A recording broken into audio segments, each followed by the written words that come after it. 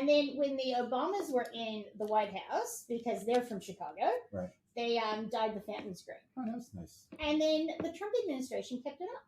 So let's see what happens this year. See, like my little thing that I put out in the backyard for the birds, that water turns green every once in a while. I don't know why. It's like the St. Paddy's Day.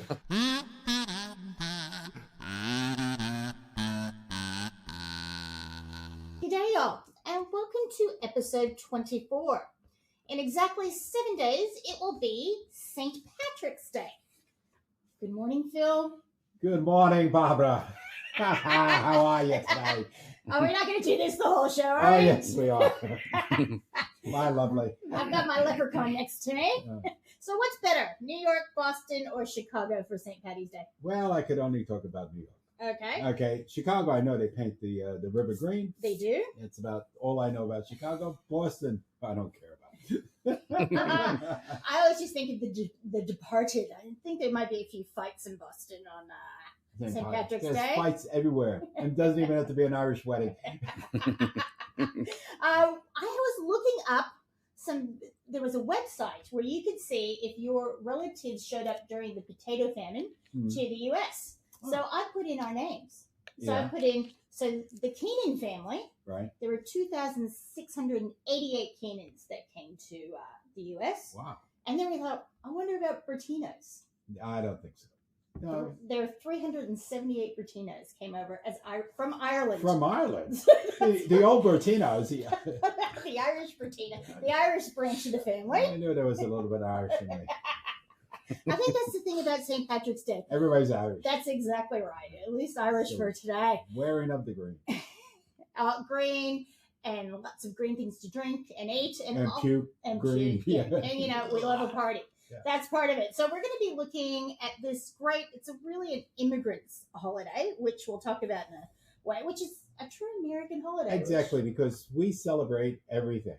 That's right, and everyone. Yeah. And the Irish had a big influence early on in building of New York.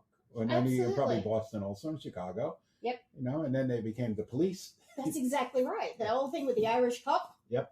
Mm-hmm. With the nightstick running around. So we're going to talk about a little bit of history, not to bore you. Cities that embrace it, why it's so broadly embraced, a few shenanigans, that's my favorite word. Green food and drink, what we do. It's, we love a baking holiday. Yeah, might as well. And cooking green. And all of that. And we used to have fun with school and work. I'm sure there's a few work parties or a few meetings after work on St. Patrick's Day. Well, it's usually sort of about lunchtime. That's exactly right. You all show up in green. It's almost, you see as many beads and things on St. Patrick's Day, green beads, almost like I think I remember, we get into like school, but I didn't even think, if you didn't wear something green, you get the punch. Yeah, you get beat up or something. That's exactly right. I remember being caught out because we had a blue uniform. Yeah. So it's a blue plaid jumper with a white Peter Pan collar, and I used to wear my Bay City roller socks occasionally. Huh. Sister Ann didn't like that, but I remember being caught out, and we used to get green marker and color the back of our hand. Or if we didn't have a sticker or a pin, because you get punched. Speaking of getting punched, yes, you get fighting facts here. Yes, we do. So the fighting facts number 1. Okay. You could. I can do it. Yeah. Too early for me. We're doing this in the morning. I know. We have to find a happy medium, and we don't even have coffees in front of us. So if the producer complains about paper shuffling, he can just get over it. Yeah. So Boston sort of had a long claim that at St. Patrick's Day started there. On March 17th, 1737, more than 2,000 Presbyterians, so we won't get into the troubles, who immigrated from Northern Ireland, gathered to honor St. Patrick's and form a charitable Irish society. That doesn't involve drinking, for what I'm saying. I don't know. I'm sure they had to. But that's the oldest Irish organization in North America. Still holds their annual dinner every St. Patrick's Day. But, they don't really have the first celebration. We can go to... Michael Francis. Michael Francis? It's like Connie Francis' brother. Okay. However, unearthed evidence that St. Augustine in Florida. Yes. And that's the oldest colony, right? Isn't that where the Family of Youth is supposed to be there too, I think? I don't know. They may have hosted the first American St. Patty's Day celebration around 1600 in the behalf of an Irish priest living there. I believe that because we always did you used to have Irish priests that you'd have over for dinner or lunch? Oh, we always did. We actually all the priests, because I went to Regina Pontius, right? Yeah, they had to be all Italian. So they see in the nuns were most of the nuns were Irish. Yeah, those were the Sister Mary Kevin. She was tough. That didn't want the Irish nuns, but like when we were in the old Badlands of California, we got whatever priest we had, some from everywhere. But when the Irish priest, the Portuguese priest, the Italian priest, we always had them over for dinner. So no wonder there was a celebration then.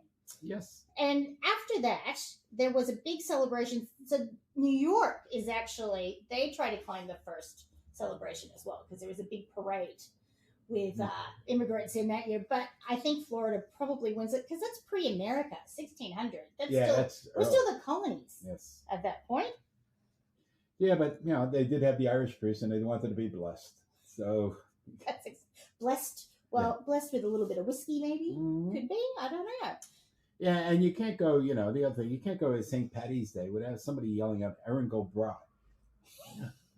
There's so many things with that the way you take that, because it's it's supposed to be Ireland forever, but we used to think as a little kids like, what are they talking about bras for? Yeah. Who's this Erin? What's Erin have to do with this? What is Erin showing her undies for? I don't understand. All right, well, we'll take our first coffee break, and we'll be back with some Green Goddess after a short break. Green Goddess. Oh, goodness. I'll go back to that. We definitely need coffees if we're doing it this early. Hang on. Okay, now we're back with some good Irish. It must be goodness, not goddess. My eyes ain't working this morning. But I'm thinking it's a food show. Green That's Goddess. Right. Well, you would have Green Goddess dressing. It makes perfect sense, Phil. I wouldn't put it in my coffee, but we could put the coffee made Irish cream in the coffee. Oh, that is true. That was the day for Irish cream everything. Yes. Okay, so a little bit of history. Please. So 22 U.S. presidents have Irish roots. Well, yes. Andrew Jackson's the only president whose parents were both born in Ireland.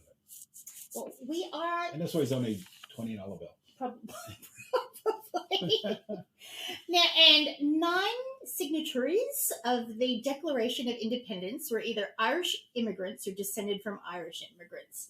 More than 20 of George Washington's Revolutionary War generals and the first man to hold a commission in the U.S. Navy were Irish also. Yes, a little bit of history. So the Irish was very popular in the naval aspect of America. Well, first going of from all, submarines and everything. Well, and both of us don't like the British that much. We have our bone to pick with them, so it makes sense they came over and helped us out a little bit. Yeah. Actually, there's they didn't bring any of that cooking with them. It depends. Let's not offend our Irish brothers and sisters. No. More than 190,000 Irish-born Americans fought in the Civil War. Wow. They went out as second-class citizens, but came back as heroes. So I think part of the American spirit is if you're part. If you embrace it, yeah, that's your home. You live and die for it. That's it, and that's exactly right. And they had such an important part in. Yeah, in fact, on the Congressional Medal, right? So there was 253 Irish-born men that got the Congressional Medal, and those numbers of attendees were born in another nation except the U.S. So they were born outside of the U.S. That's amazing. Yes, that shows a lot of courage. Maybe that fighting Irishness coming back in and too. Then there's more than 34 million American with Irish ancestry. I'm like my mother's one of them. So that would carry down to me. She did the genetic testing. We would all know. Mm-hmm. And everybody's got a little bit of Irish blood running through them, especially at St. Patty's Day. Yes. But that's 7 times the population of Ireland. It's 34 million. That is funny. Yeah. So they multiplied. They did multiply. That must have been the good Catholic branch of the Irish. And I've got one for you. The great song, When Irish Eyes Are Smiling. Mm-hmm. It's almost like Danny Boy. Yeah, Danny Boy. You always hear that on St. Paddy's Day. Yep. Danny Boy. That was in TV shows. You heard that a lot. Oh, Danny Boy. Yes. Well, Danny Boy is not, but When Irish Eyes Are Smiling was actually written by a trio of American songwriters from New York. So it's American Irish. Yeah, well, it was probably done on St. Paddy's Day. Probably was after a few grain Guinnesses. Yeah. Well, going back to the Navy and the Irish. Yeah. The Holland class submarine, which is the first submarine in the U.S. Mm-hmm. Holland, the guy who did it, he's Irish. Oh. So, and that's how it came to Holland class. So the Irish was into the naval quite a bit. But also, here's another little thing. You heard of Mulholland Drive? You're from California. Yes, I have heard of Mulholland Drive. Right. Well, Good William movie, Mulholland is Irish. And if it wasn't for him, there'd be no L.A. Really? Because he brought the water down. He figured out, because there's no water. The closest No, I know. They keep stealing water from Northern California. It's 125 miles away. So he's a civil engineer. And he brought the lifeblood into L.A. Without that, there'd be no L.A. There wouldn't, because it was like a desert. Yes. Yeah, it's semi-arid. When they say it never rains there in California, they're right. Yeah, there's an issue Yeah. where that happens. So that's amazing. So the scheme serves millions of people every day. And then also going back to the Navy, John Barry from County Wexford was a successful officer in the Continental Navy during the American Revolution. See, and he's widely regarded as the father of the American Navy. Nobody knows that. No, I didn't know it till right now. Yeah. That's amazing. Yeah. Well, they're a seafaring people. Yeah, I guess so. And last but not least, Tell me. the White House. Yes. Okay, so the White House, most recognized building in Washington, D.C., it was inspired by an Irish building and design and built by an Irish architect. I love that. The official resident of the president's over 200 years old. So the staff design and the brainchild of a farm boy from Killarney named James Hoban, who designed and built Dublin's Leinster House. Well, one day I intend to make it to Ireland. I always wanted to go to Ireland, because when you watch St. Paddy's Day in New York, right, and it's always been on TV, and the guy, and they end up calling him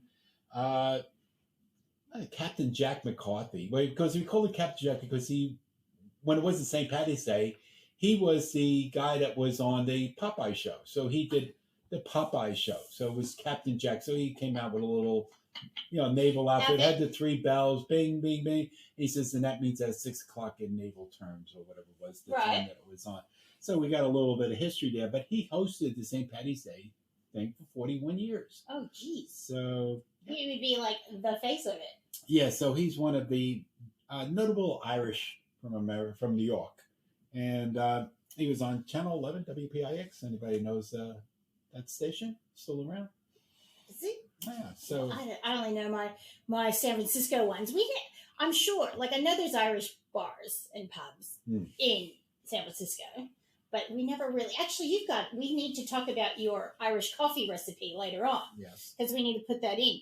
But we did it. It was more of a local thing, so we didn't really have a face of it. But the one thing I can tell you, actually, I've got a funny story about Jeanette. Oh no, go ahead. I do, and I don't think she'll mind me telling it. There was because she would sit in this office and she could hear everything from here. Yeah, she has for anybody who doesn't know Jeanette, she has these microbotic ears, right? So if I go upstairs and she's watching something on television and it's so low you can't even hear it, I put the kettle on. It's like everything's blanked out by putting the kettle on. That little gurgling noise in the kettle. I could have headphones on and be in a wholly different room, and she'll tell me to lower it. Well, so this is going for the love of the Irish, because if I hear an Irish accent, I go a little bit silly. I admit that completely, and it is a nice accent. It is a nice accent, and I married someone from an Irish background, and the only disappointment is that there's no accent there, but the rest of it's got the Aussie accent. Yeah, no, that got it for me as well. But now you don't even notice it. No, I don't. So I was working in the shop, and this very flirty, I don't even know if he's gorgeous, but he sounded beautiful, man came in. He was a chef, and he needed, I think, some cornmeal. And he talked to me for a while, and all of a sudden I hear Jeanette just comes out. Oh. And she's chatting with him as well. And he walks out. She goes, I heard the accent. And I just looked in his big brown eyes. And I don't even remember what he bought, but I do remember the name of his cafe. But it's quite funny. They're like a magical people when it comes to that. Because, it's going to be, they're funny. They got a good sense of humor. They like to and go I'm not out. They like to stereotyping. sing. Yeah. They're good people. They are absolutely good people. And I think that's another... And they're very religious, too. They are. Yeah. They love their mothers. That's very. But, there are a lot of famous New Yorkers of Irish background. Mm-hmm. Okay. Going from, like, Jackie Gleason. Yes. James Cagney. I love James Cagney. Top of the world, Ma. Top of the world. George Carlin. Oh, your favorite. He is my favorite. How often do we quote George Carlin to each other? So now you look at like George Carlin and Jimmy Breslin. Yes. They're good writers. They read a lot. So they're very educated that way. And they always show that. They love reading and they love poetry, and rhyming and all this other stuff that goes with it. That's why they have so many of those little sayings that they go and a little saying goes on and on and on. Well, it's like a limerick, right? That's it. Limerick. There you go. Limerick. There we got it. Yeah. And then also there's on sports. You can't be serious, John McEnroe. Oh my gosh, John! I don't know if he wants to be the representation of that. Although has he mellowed? He's mellowed a little. Yeah, I think he is mellowed. And then because being from living in an Italian Jewish neighborhood, I always George Cohan. I always say Cohen. Yeah, but it's George Cohen, and he's Irish, of course.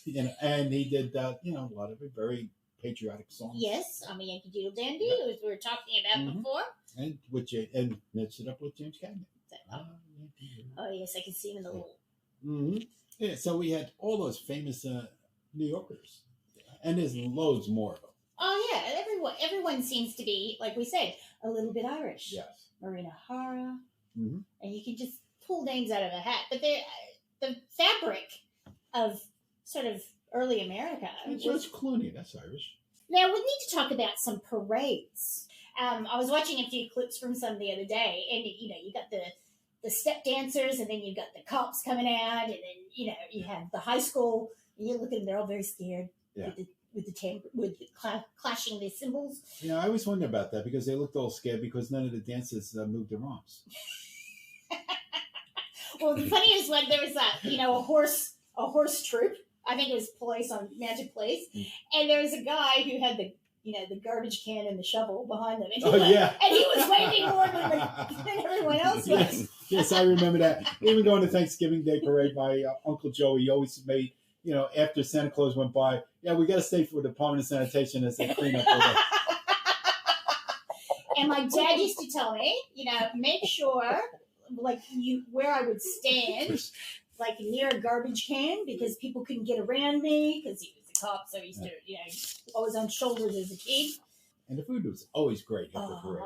It was the best. But the celebration of that person's heritage, especially when you knew somebody, it was so good, and that's really, and that's why New York is like, and probably even Boston, Chicago, a lot of it in the old day was very tight knit between all the different national because they all went through the same crap, really, breaking in to become Americans. They lived in their own little ghettos, and then they broke out of that. A lot of them had language barriers, so they all struggled through those initials, first generation here, and the second generation, third generation. Then they broke out into And that's why I think the pride is so strong. But in the St. Patrick's Day, it's just a sea of green. That's probably my most disappointing thing about being here in Australia. Okay, here we have probably percentage-wise a larger population of Irish than in New York or Chicago or maybe Boston also, and they do nothing. They do, and it is disappointing. I remember my first St. Patrick's Day here. Yeah. Like I was like, oh, so we're gonna wear green. What are we gonna do? And they looked at me like I had two heads. Yeah. I was like, oh, it's just like another day. Well, they have like maybe 2 bars that will have a big thing to do. Yep. And that's it. Oh. Yeah. Let's see, even like in LA, it was 5 steps down from being back east. So you didn't have the parade. Yeah, that's true. Everybody drove, so you didn't have, and that's the other thing is because on the major cities you commuted in, and if you roll onto the train, the subway, who cares? You're not driving. Well, I think here in Melbourne too, there's not as much dense living in the city centre. Yeah. It can be just so empty on the weekend, so you don't have those neighborhoods that grow up. So on the shenanigans, Barbara. Yes. Well, we do. There's some great words. Let me go back to that first, like shenanigans, malarkey. Malarkey. I love that. I love that. I'm bringing that back. Blarney. Yeah. And hooligans. The hooligans. The hooligans. I see. I'm sure they're all actually all Irish bands. Yeah. Like Drop Dead Murphy. Yeah. Oh, I love it. And we get up to there's a little bit of things that go on, probably because people are drunk by 10. Yeah.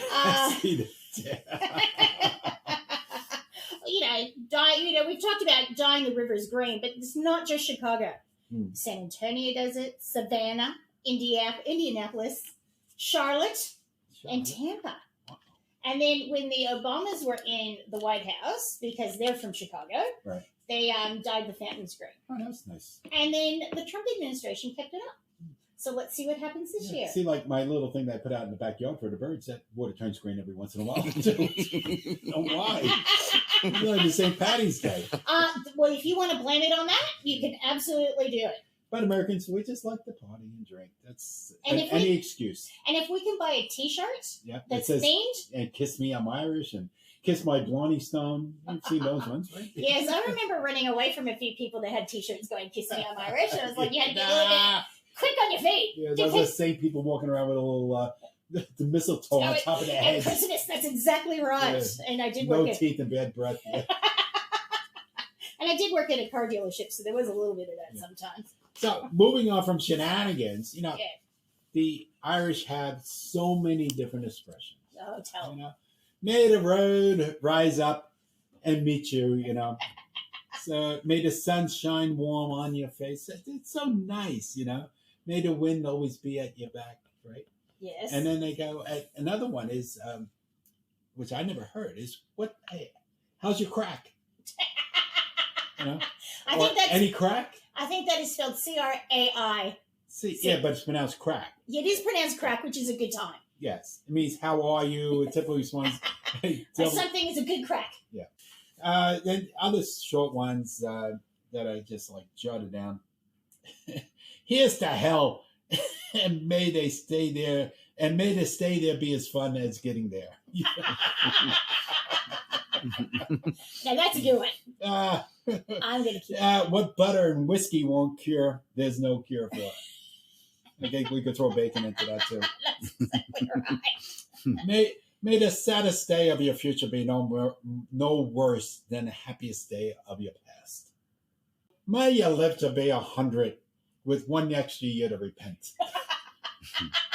So we go on for a little bit more. Let's see if we can find some. May you be at the gates of heaven an hour before the devil knows you're dead. Oh, I love that one. That actually, there is a movie, Before the Devil Knows You're Dead. That's where that would come from. That's where it comes from. I got it. Do you know the theme I'm picking up with these? What? I think these are all toasts. Yeah, they are. Well, I guess. Well, no, but which is goes with the whole drinking thing again. Yes. They're partying people. They are partying people. They like to party hard.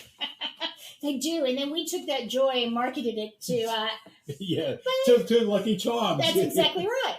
Or sending St. Patrick's Day cards. Hallmark loves a good holiday as well. Well, I think that's all gone by the wayside now. Who sends cards anymore? And now I think we should talk about. We should talk about food. We're supposed to be talking about food, we're right? a food place, yes. So we do have Lucky Charms. We do have Lucky Charms. We do have, let's see. Irish Spring, sometimes. You can't eat it, but no, you can't eat it. But there's also things like we've got mints. Any mint candy becomes a pseudo St. Patrick's Day thing. So anything wrapped in green. Yeah. We used to get green. Our teachers used to give us little green foil chocolates, little hearts, or shamrock shaped things. Yeah. But yes, I'm sure you could get green kisses in America now. Yes, you can get green kisses. I looked that one up, and then just like Andy's mints. And also, See's Candy. They made Irish candy? They make an Irish potato. Okay. Yeah, there is a potato. Yeah, so it's candy. Divinity. So it's a little like nougat with nuts in it. And then, so it's odd shaped, sort of like a potato. It's not perfect. And then they roll it in cocoa and cinnamon. Ooh. So it looks like a dirty potato. Like a dirty potato. But it's yummy. Yeah. There is an old candy bar, and it's still made, and it's called the potato. Yeah, we had those. Yeah. We had those not it too looks long like a ago. potato. I think even the mixture does have some potato in it. Oh, wow. Let's put that on the list for our purchasing wizards. But you did have, back in the day, the green beer. That was always popular. Yes. They don't do that here.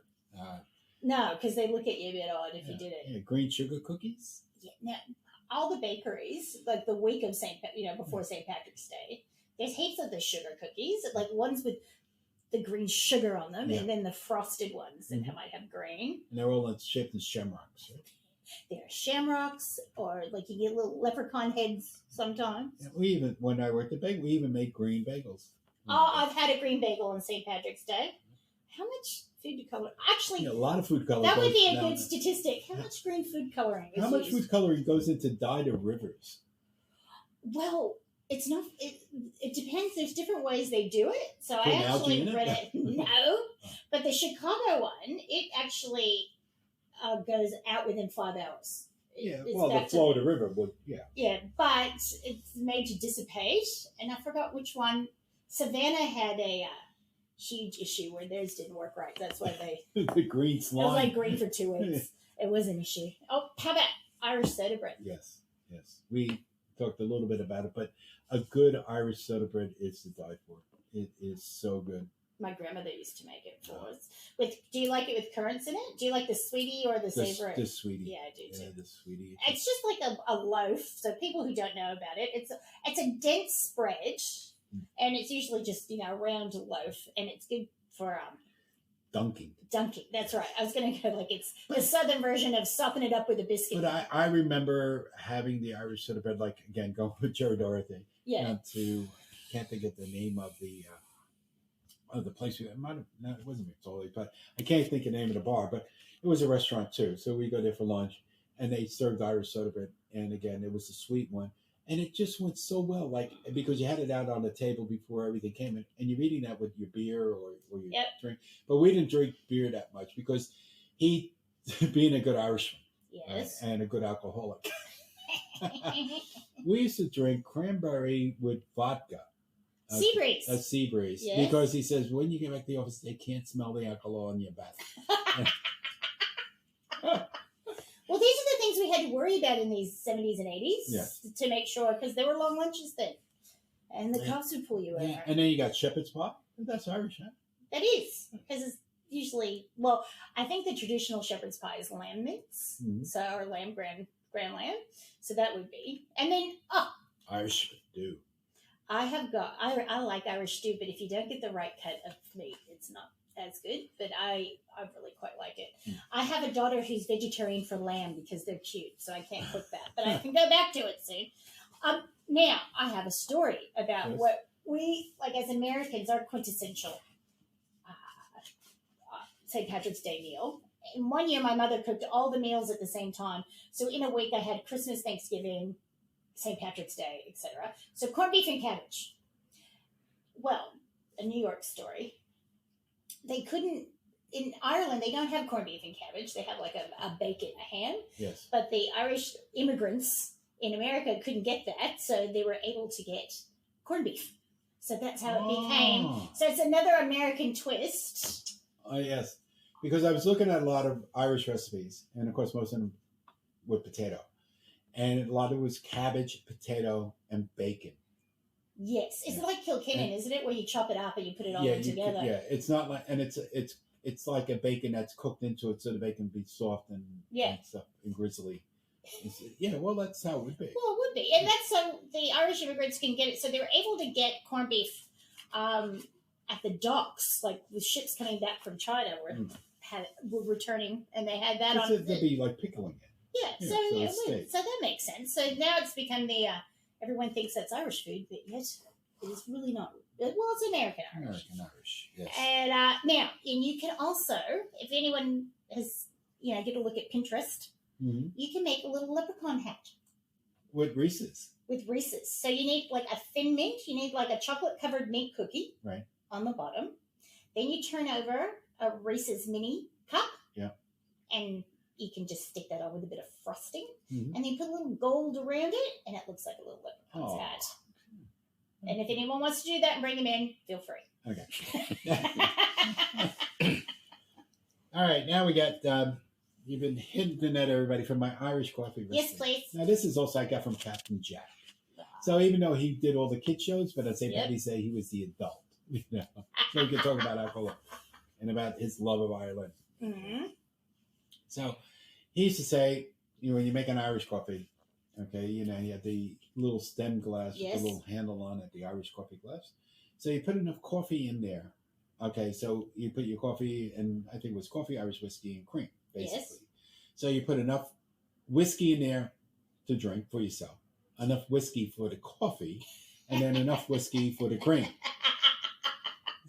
So you have about 3/4 of the cup is whiskey. And the other quarter is 1/8 of coffee and 1/8 of cream. That's about it. Well, as it cooled down, it would still warm you. Yes. And on a brisk March day. And see, that was also like the turning point. I remember working at the Bagel Bakery. One of the fellows here says, St. Paddy's Day. St. Paddy's Day was like a thing on the clock. So when you got to St. Paddy's Day, winter was basically over. And then you would start having one cold day, one warm day, 2 cold days, 3 warm days. It will just start blending into more and more warmer days right at the St. Paddy's Day. It's just spring celebration. Yes. Maybe that's another reason why it's such a quiet time here. It's the autumns. Yeah, it's autumn. It's autumn. Yeah. Now, also, you have another Irish kiss. You ever heard of that? That's a liqueur drink. No, please tell me. So you do about 3/4 of Irish whiskey. Good start. Some peppermint snaps into it, and then some ginger ale to make it a little sparkly, and a little bit of orange juice. It's sort of like The Godfather, but without amaretto. Sounds all right. It does sound really good. And if it has orange juice, that's like a breakfast drink. And peach snap, so you're getting 2 fruits. 2 fruits. Yes. Let's have some now. We should. So many bars open. We might have. If only. See, bars don't open here at 8. Do they open at 8 o'clock in the morning? No, they had stricter rules here because if you work, I don't know what it was in the city. There were some nightclubs that be open all night. Yeah, but then they used to have the rules here that they had to close for like 2 hours, so people would get home and not go to the bar. Yes. Yeah, and that was I think like 30 years ago when they changed that rule. But that was a long-standing rule here in Australia. Yeah, but they also don't have the bars where you open the door and all the light comes in and everyone's like vampires. Like it's dark. As like the casino, you don't know what time of day it is. Yes. Now I want to talk about. Here's great commercialization. The Shamrock Shake. Do you know? Oh, from McDonald's. Yep. I had the biggest disappointment. Not only was my St. Patrick's Day disappointment. Right. And McDonald's didn't even celebrate. They didn't even have a Shamrock Shake.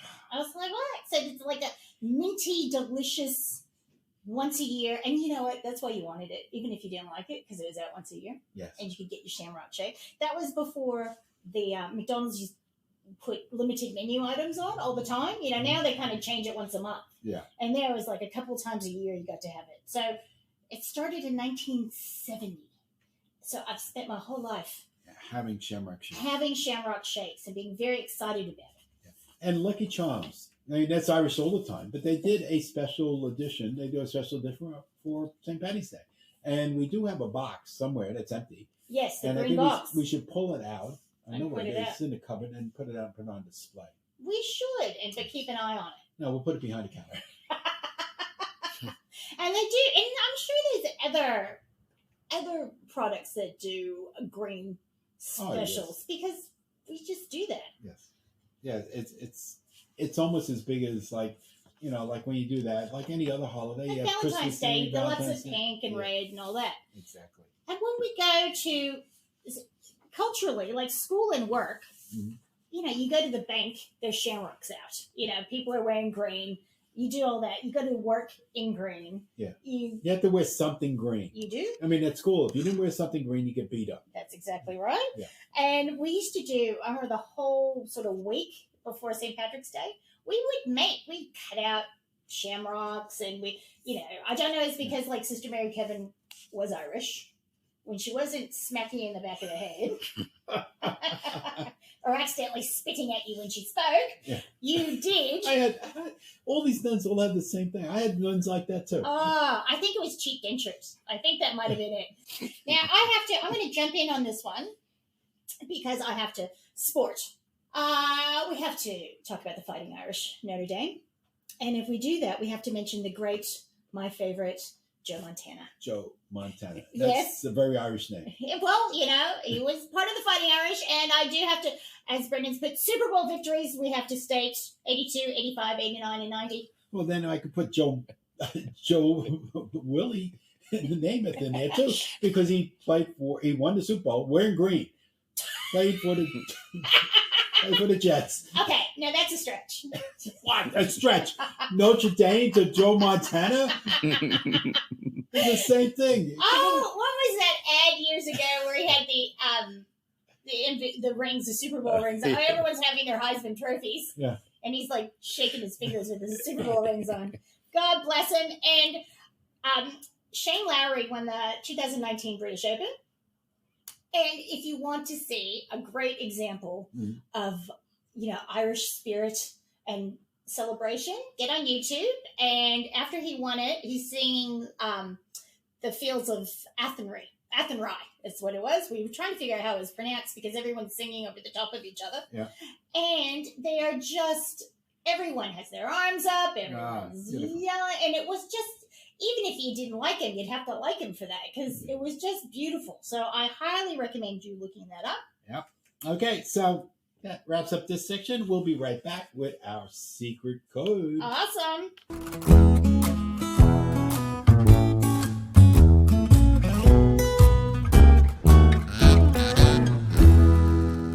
Okay, we're back. And before we get into the secret code, a little bit more about food. Because you were talking about mixing the slow cooked like sausage and bacon and with scalloped potatoes, and there's a name for that. It's cuddle. Cuddle. Coddle. Sort of like a cuddle, but with an O. Yes. And then you were just saying that your mom makes this one, which is called cannon. Thank you. I think I mispronounced it earlier. I got excited. But that's mashed potatoes. So you make up like regular mashed potatoes, and then you add in some cooked cabbage. Yes, that's or right. Or some kale.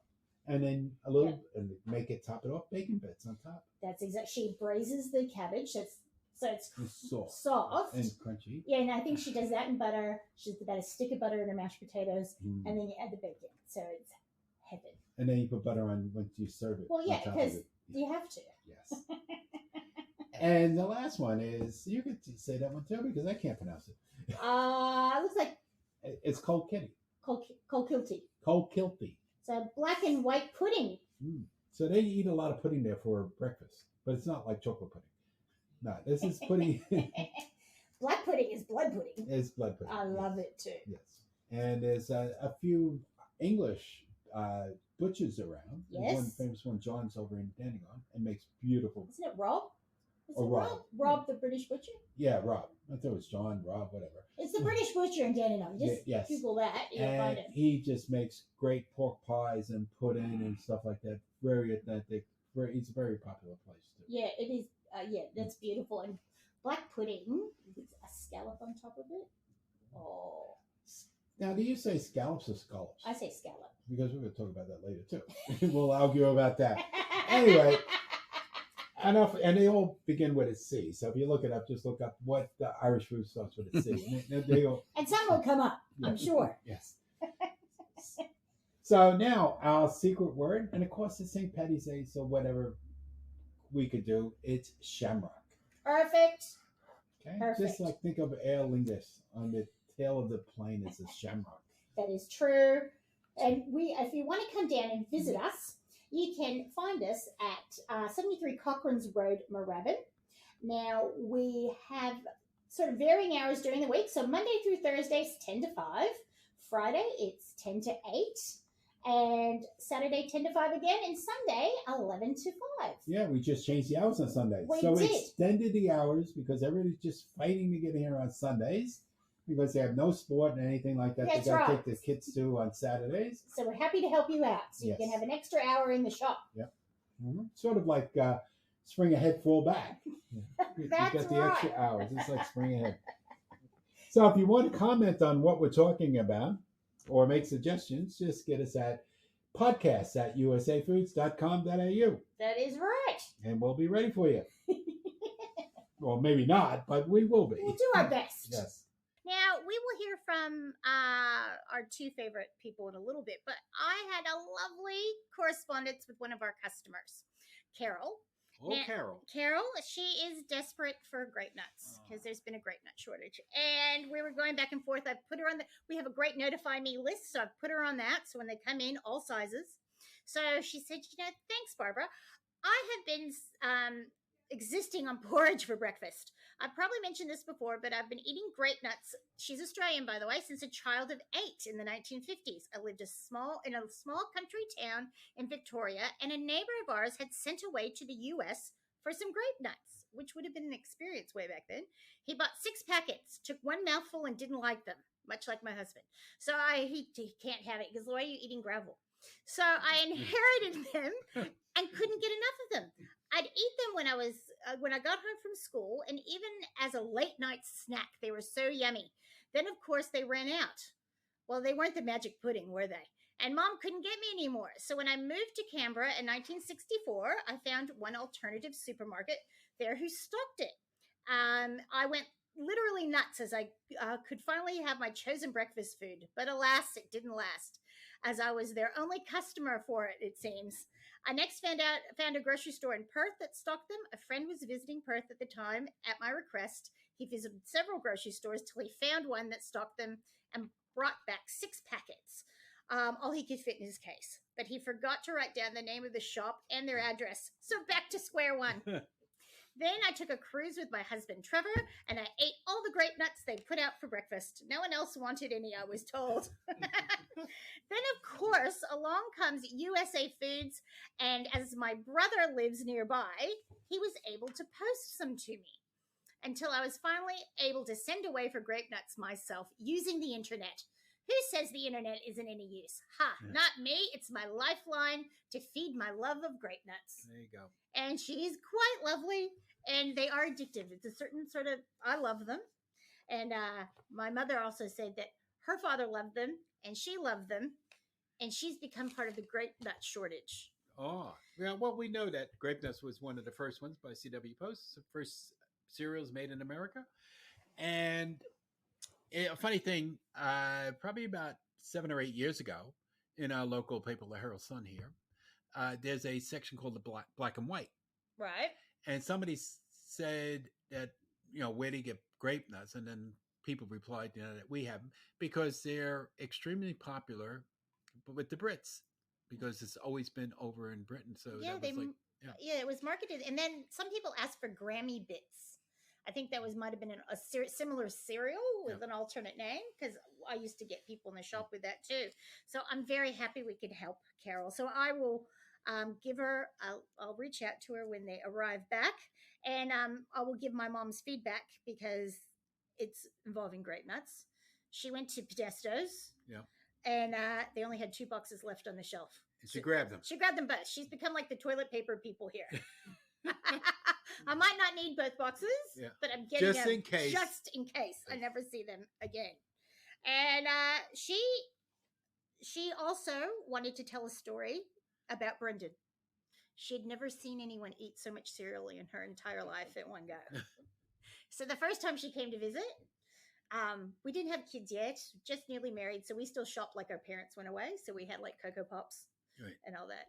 She said he filled the biggest bowl with Cocoa Pops, and she goes, and then 5 minutes later, I hear the bag open again, and he's pouring another big giant bowl. We had to go to the store that day and buy more. Small box. Small box. They're small boxes. Yeah, now they make all the big jumbo boxes here too. And You still eat Cocoa Pops? Treat. It's a treat now. It's a treat. So what do you eat now? Banana. bananas. Okay. Banana cereal? Banana. Or just a banana? Excuse me. 2 bananas. Did you buy something this week? Yeah, I have. Yeah. Okay. I did go into the corner store here and find the Oreos. They're like Fruit Loops, like Yeah. Oreo cereal. Oreo O's, yeah. But that lasted like 2 days. Yeah, it's like chocolate. It's only 4 bowls. Yeah. But it says on it says 8 servings per box. Yeah, no, Not for him. I'm not sort of great on. I'm not big on grain. It's bananas. I share the But if you bananas with cover the it in dog. sugar, he's fine with it. But if the dog and I eat the banana. And Leslie was very thankful about learning about Marjorie Post because she said, "Why don't we know about this woman?" Exactly. And she's very upset. I'm going to do the campaign, because just the other week was International Women's Day. That's exactly right. Nobody mentioned Marjorie Post. No, and she was amazing. Yes. And also hot cereal. We didn't really talk about that. Is it not Maybe as we big could- here? No, I think we should do Oatmeal. we should do a grape whole Yeah, episode on hot cereals. that's exactly right. Mush, cornmeal mush. There's lots of hot cereals. I love them. It's- Especially we're coming into our winter months here. That's right. It can warm Got the that, Mr. cockles. Producer? Got it. It can warm the cockles of your heart. Any other correspondence today? No, I think that was it. Yeah. Other than Rachel complaining, but she's been not writing in about just yelling at me over the phone about Norman. Yes, we're going to be speaking. We're going to have Rachel. We should have a Rachel segment. Yes, we She would. deserves a But segment. we'll have to bleep her out a lot. She curses a lot. Well, as they say in Kansas, cusses. Cusses. She cusses a lot. Shoot. Do you know how hard it is for me not to? You. Yes. If my brother-in-law Leo was still around, if we would add him here, that we would probably have, out of an hour session, about 5 words that we could put on.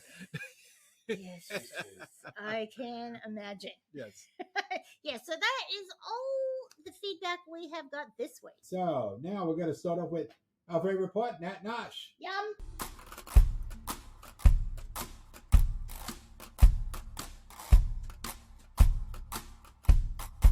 And we'll start off with today, Wednesday, March the 11th, Good day.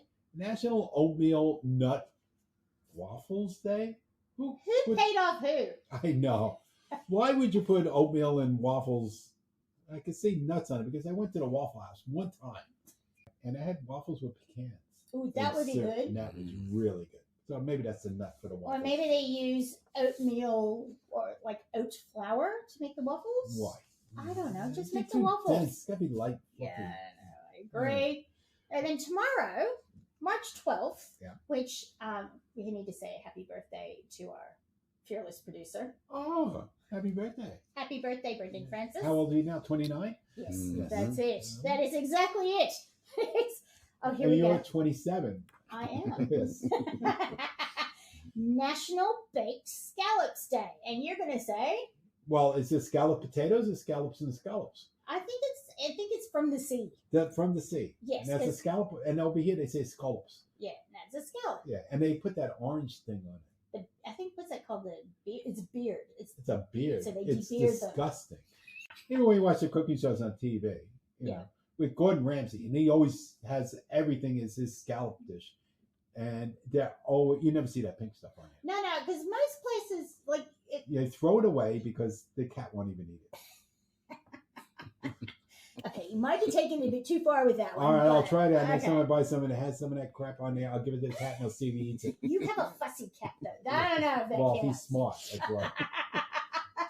And on March 13th, let's just get rid of that juju. March 13th, we've got National Coconut Torch Day. I never had one. I've had a torch. I've had coconut stuff, but I have not had a coconut torch day.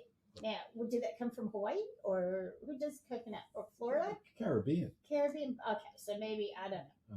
But it's also, Also, I think they're just going at straws to try to figure out what they could. What could we do on this day? what's going to happen by the time we get to Yeah. September? We've got National Ginger Ale Day. Which is going with the Irish thing because That's right. Irish whiskey and ginger ale goes really well. And the thing is also, like a lot of people say, well, what's the difference between American ginger ale or Canada Dry, Mhm. even though it's made in America, and what you buy here? What you buy here Americans will mostly call ginger beer, even though you call it ginger ale here because it's sharper. That's exactly right. And if I'm mixing it with, a bourbon or an Irish whiskey, I want to taste the whiskey, not taste the ginger. I just want it to go along for the ride. I agree. And I was having this conversation with my mother because she was complaining because she loves the dry ginger, the Schweppes, and she didn't understand why she couldn't get it because you can get Schweppes in the U.S. And it tastes like Canada Dry. That's right. And I said, well, it's because it's a different recipe. So it's, they make it to the population. So I recommended an Australian brand that I know they're selling over there to her, but she wants that. And I was like, no, you want the light. And it's really good. If you're not feeling well. Yeah, a little sip of ginger ale. And it's not strongly flavored, so you don't feel like extra sick. It just eases everything off. I love it. And then on March 14th, Saturday, it's National Potato Chip Day. We're going to do a whole thing next week on potato chips, so we can't talk too much about it. No, other than they're crunchy and good. Yes. Okay. And that goes with the National Reuben Sandwich Day. Now, if you get a good Reuben, then you could have the potato chips with it or in it. Yes. There's a local place Brendan and I have found that makes a pretty good Reuben. Oh. I'll have to recommend it to you. It's a place in Mentone, and the sauerkraut's right. Everything's right. Yeah, the sauerkraut, the Thousand Isles dressing. What do you corned beef on that, right? Yeah. So if you and rye bread. And they toast it, so they make a toasty out of it. Yeah. So if you're in Mentone in Victoria, Applehead is the name of the place. And what did I have? Oh, we had cheesesteak there this weekend. Really? Yes. Are you holding back on me? Well, no, you have to come down to the burb, and we will introduce you to these places. Because the last one, Huff's Bagels, I could never get in there. Well, that's because you're not patient enough. No, I don't wait on lines. No, especially when there's more than 3 people outside. Oh my God. We'll have to talk to the producer. He needs to offer better catering, so maybe we can do that after another. Yeah, doesn't he have any pull anywhere? Get us in. Like we go up to the line, the front of the line, like Tony. No, I'm the one that's like that at the restaurants, not him. And it's Pie Day, but not pie as in. Yes, this is pie like in Pie Square. I baked a pie today. I brought a pie in. We're going to have it later. Yes. Yes, I told everyone to leave you a spot. Mm-hmm. So pie 3.14. Yeah, 314. I just remember this. Bacon pie in solidarity. Who put that down? You did? Not me. Okay. It's the official saying. So it's Pie Day, so bake a pie. Yeah. Even though it's not about pie, it's about numbers. But how about eating a pie? Well, I'd rather eat a pie than bake a pie. There's no bad time for pie. Yeah. So there you go. Okay. And go on ahead. the 15th, you go with this. Oh, National Pears Helena Day? Helene. Pears with chocolate sauce and brandy. Ooh. So I'm guessing it's a poached pear. Yeah. That always looked good. I never made one, and I don't even think I've even had one. I've made them. I've had them, but you know why I don't order them? Because I'm thinking... It's only a pear. I don't want fruit for dessert. If I'm out and we're paying for it, yes, I just want something a bit more fancy. But the trick is, if you're going to poach a pear, make sure you hollow out, you core the pear, because when you're eating it, you don't want to get to the seedy bit in the middle. And then also on the 15th is National AG Day. Ag Day. Ag Day. I can talk about this. Now, Ag Day, we were doing a thing with the North Carolina. Yes. So NCAG is like their little thing. And I always say to Kathy over there in North Carolina, I say, does anybody know what NCAG means? Yes. Well. So here we have a day for it. There's a whole day, because coming from a farming town, essentially, every school has 4-H, the 4-H club. So I'm not going there. We had the 4-H club in Brooklyn too. It's not the same. I'll tell you off air what we used to. Yeah. Yes. I'm guessing. This is where we would. I'll ask Brendan if he was a member of the. No, it's a 4F club, not the 4H club. Oh my God! So we go again. Yes, we got right down the hole. That's it. So this is where you raise a prize lamb or pig or steer, and then you show it at this fair. Right. You get a blue ribbon for it. You can get a blue ribbon and then you for it. cut it up and kill it. Yeah. No, what if you're like my dad? Yeah. What you do is that you trade it for some other guy, so you're not eating you're not. Yeah, okay. eating Stanley from the Which you didn't know. paddock. Yeah. That's right. But and it's a big celebration because it's hard. It's hard to be a farmer, right? And because it just is, weather, money, all of that. But it's also hard to encourage, the next generation to get into farming. So it's an appreciation of that. Mm-hmm. And even though I'm a city girl and couldn't wait to get out, I appreciate what it does for the community. And then Monday, March 16th, National Artichoke Heart Day. Yeah, artichoke hearts. What happened to the leaves? I love the leaves, but the hearts, there's a place in coming out of Monterey and Carmel, like Central Valley, going up, that it's got a giant artichoke on the roof, and it serves fried artichoke hearts. Ooh. And if you're there, you need to go and have it. Isn't it? There's one whole region like there's Gilroy that does garlic. There's another region just so it's artichoke. Yeah, and that's close by, so you can do a garlic artichoke tour. And it goes so good together, garlic and artichoke. So stuffed artichokes are very Italian. Yes. See, like Jeanette's being Naladon, they made the stuffed artichoke completely different than my father made. Right. Okay. I've had Jeanette's because I've been lucky enough where she's brought them in. Yeah, so hers are wet.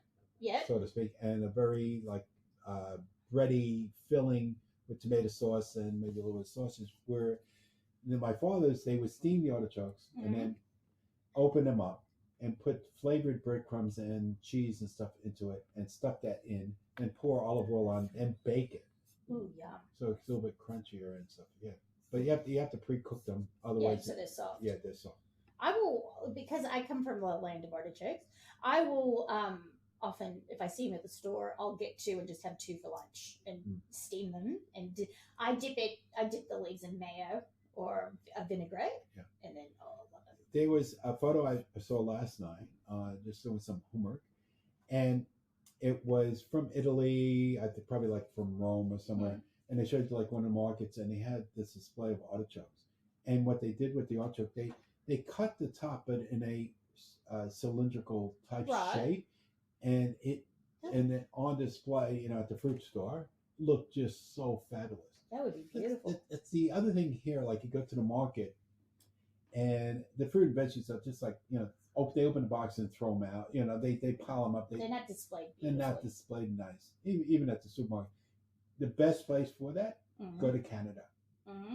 Okay? Even on either coast, I've been to up into Montreal and to Toronto. I can't talk so much, actually, saying either coast. I can't talk so much about Vancouver. Even I've been up there, but I haven't been to markets yet. But I've been into Toronto. I think it was the Hamilton markets in the city. Absolutely gorgeous. The display of the fruit and veggies. You just walk through it and you just want to buy everything. And then when we were up in Quebec, it was the same thing. So the Canadians, really, when it comes to displaying their fruit and veggies. I think that's what makes you excited about trying stuff and new things and buying. Yeah. When you see the display, it looks so beautiful. There is one place, and they're in Mentone. They're also in Sorrento, but Ciclunas. Yes. They're the closest to that. And I've gone in to go buy things for a salad because I'm in Tully's Mentone. also. Tully's down in Mornington. Yes. So there are a few places, but it's really, I think they're produce guys that have been produce guys for 20 years, and they take the joy in doing it. Yeah.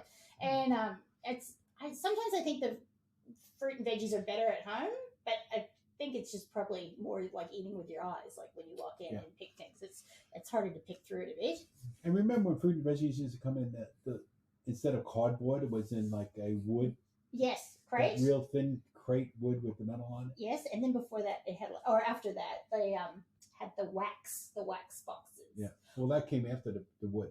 Yes, we had our neighbor was an asparagus farmer, and you'd wake up and there'd be a crate, like the wooden crate of asparagus on your front step. Angelo Marchini. That's a nice Irish name. Angelo and Clara Marchini. Yes, they were beautiful. Yeah. And St. Paddy's Day, and what else was St. Paddy's Day? Is National Corned Beef and Cabbage. Yay! And there's so many ways to make it. Like you can do it in your pressure cooker. You can do it in your slow cooker. You could just do it at a restaurant. And you know, that's right. And if you do corned beef and cabbage, but you do the Kilcannon or Calcullen, or don't know which one it is now, the C one. Yeah, the C one. If you braise your cabbage instead of boiling it away, Kilcannon, instead of boiling it away with the corned beef, your house doesn't stink. Because you know sometimes that cabbage smell, depending on how you're feeling about things. Like kasha. Yeah, that's right. Making buckwheat. I cooked some freekeh on the weekend, and it stunk to high heaven. And I was like, oh, God. What the freak is this? Freekeh. Oh, freak you. Oh, yes, I should have been saying that. So that would be my suggestion if you don't like that cabbage smell. I could just see me walking. Hey, Bob, what the freak is that smell? Oh, you had that before. What the freak? We could go on with this. Yes. We could, and we should.